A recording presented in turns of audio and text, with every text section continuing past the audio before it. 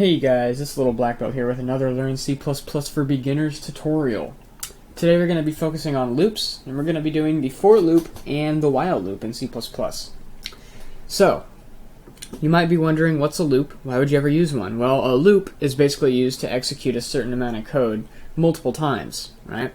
Because, programmers are lazy and don't necessarily want to type out every time, and if you got something that is going to execute possibly 100 times, 1,000 times, you're not going to want to type all that. You're going to want to use a for loop or a while loop.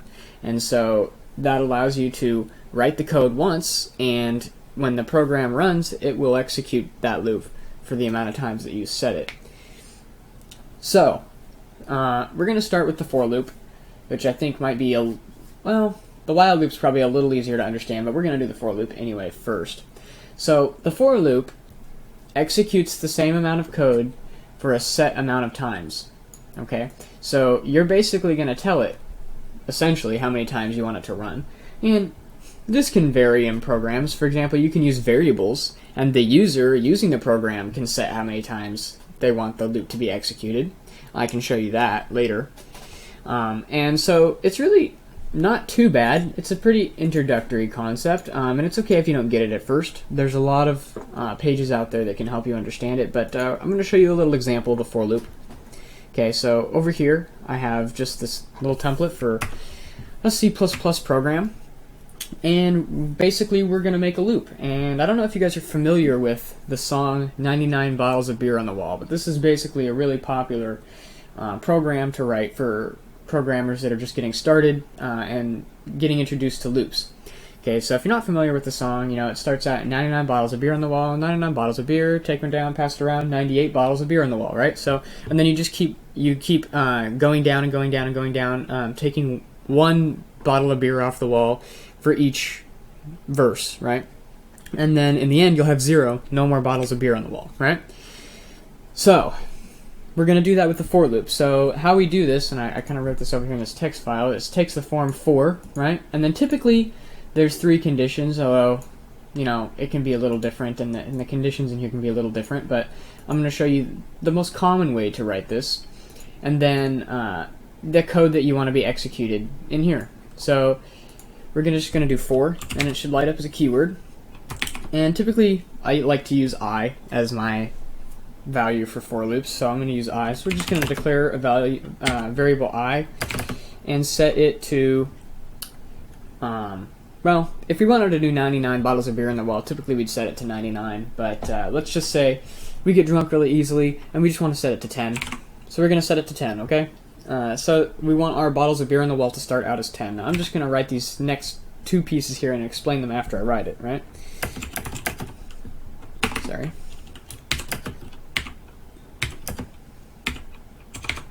Okay,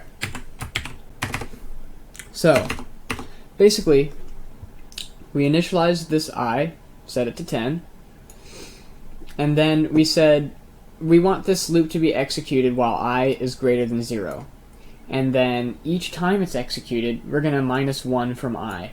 Okay, so it's going to execute one time while I is 10, and then it's going to subtract 1 from I. This is decrementing I. This is this minus minus means to decrement it by 1. And you can also increment like that, but we don't want to do that for this specific loop that we're doing for this song. So we're going to use minus minus because, well, we want it to start at 10 and say 10 bottles of beer on the wall, and then each time we're going to have one less and one less and one less because we're taking beer off the wall, we're not putting it on. So for int I equals 10 while I is greater than 0, and then for each execution through the loop this is going to take 1 off of I. And now we're going to type the code that we want to be executed. So we're going to have a little C out here, and we're going to say say I, and then bottles of beer on the wall, and then space, and then I. This makes it a little interesting when you have to put all these freaking variables in here, but I, and then bottles of beer, and then take one down, pass it around, and then we're going to subtract 1 from I, and we can just do that like this, because this isn't going to store it. This isn't storing the new value in I, so if I is 10 this first time, this is going to say 9, right? Which makes sense because we took a bottle off the wall. It's going to say 9, but that doesn't change the value of I. It's just going to print out 9, and then I will stay 10 because we didn't say, you know, like I minus equal 1 or I gets I minus 1. You know, we're not storing that value. It's just going to print out 9.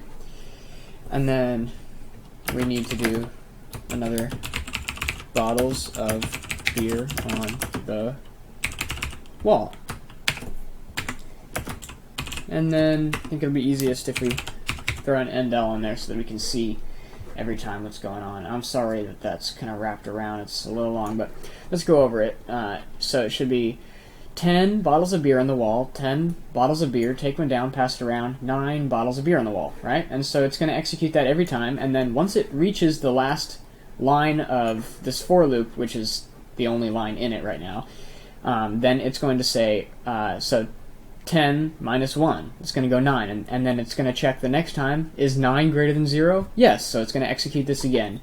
And quick tip, if your for loop is only 1 line long, you don't need these brackets. What did I just do here? Oh, okay, I just moved the thing. Yeah, if you don't need the brackets, you can just, if you don't include the brackets for the for loop, it loops only the line directly below it, so you don't have to worry about it interfering with this return here. So that should work. Let's compile it and check it out here. It wants me to save it. We're going to save it and make sure we have that .cpp on there. Okay, we can see it is finished now, and I believe I saved it as new.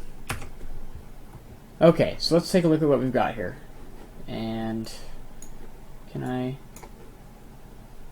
Oh, it just went to the bottom. Okay. So, the first execution here.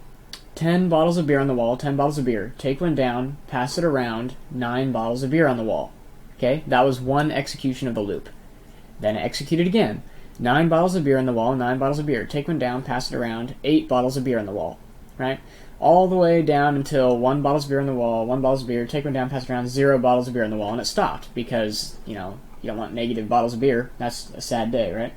So, yeah, it stopped because of this condition here, okay? Once it reached 1, and then the next time it took 1, minus 1 is 0, and then it checked, is 0 greater than 0? Well, no, it's not. It's not greater than 0, and so it cut that loop short, or didn't cut it short, but it stopped it, basically. So that's the for loop. It's a pretty simple concept, and this is just a really simple program that a lot of people use for loops, and seeing how those work and looping around each time. So yeah, and now we can move on to the while loop, so I'm just going to delete that. If we look back at the while loop, it's a little bit different. So with for loop you have these 3 conditions here. The while loop, you only need 1. I mean, it can be like a compound conditional statement, but yeah, I mean, we don't need to do all that same stuff. I mean, we can make a for loop function like a while loop, right? And similarly, we can make a while loop function like a for loop, really, but usually one is better for the job that you're looking for than the other. So, and I should put the semicolons here. So, looking at the while loop, we're going to have, well, I'll just set it up here. I'm going to say, well, helps if I type it correctly, while, right? And then the condition is going to go in here. So if we think about, I don't know, some kind of sample, I'll put something in there. Let's say int I gets 0. You don't have to do this. This is just for an example, but you can say while I, and this is really important. You have to use a double equal here because we're checking if I equals 0. We're not assigning. Here we're assigning the value 0 to I. Here we are checking if I is 0, so we have to use this double equal. And I mentioned this in a previous video about conditional statements. This is really important. This is the assignment operator, and this is a comparative operator checking whether I equals 0. Okay, that's really important. So while I equals 0, we can say cout this condition, holy smokes, this condition is true, okay? And then I can put it on the same line. This condition is true. Input a value for I. There we go. Not that. Okay. And now we can just see in I. Okay, so how this basically works is every time, so it's going to start because I is 0, it's going to execute this for sure the first time, right? Because we gave I the value 0, okay? It's going to say while I equals 0, and it's going to say, oh, I is 0 because we made it 0 here. And then it's going to say this condition is true, input a value for I. Now here's where it changes up a little bit. Here, if we put 0, if we type 0 in for I, it's going to run this again. But if we type anything else, it's not going to run it again because we're only checking while I is 0. So if we put 5 or -2 or 20 in here, then this is going to be false and it's going to quit, right? That'll be the end of the program. However, if we put 0, it'll print this again. So let's compile one more time. Head back over here to our new. Okay, this condition is true, input a value for I. So we can see it executed the first time. Let's try 0, right? This condition is true, input a value for I. We'll do 0 again. There we go. But if we put 9, it just quits, right? Because the condition is no longer true. I is 9, right? So when we do the calculator program together, you'll see a little more practical application of the while loop, but this is a very simple introductory one. It's really easy to understand. Should be pretty easy to grasp this concept of the while loop. The for loop might be a little bit more difficult because of those 3 different things you got to put in there, but the while loop's only got 1, and this is a really easy condition. Just make sure that you got that double equal sign. That's a really common mistake for introductory programmers, is getting this confused with this. Okay, so these are 2 different operators, right? So that's about all I've got for you guys today. If you haven't checked out my recent gameplay, that is also on my channel. I got some Heroes and Generals up, so make sure you check that out. Support the channel, show me some love. Subscribe if you like this content, if you want to see more of it.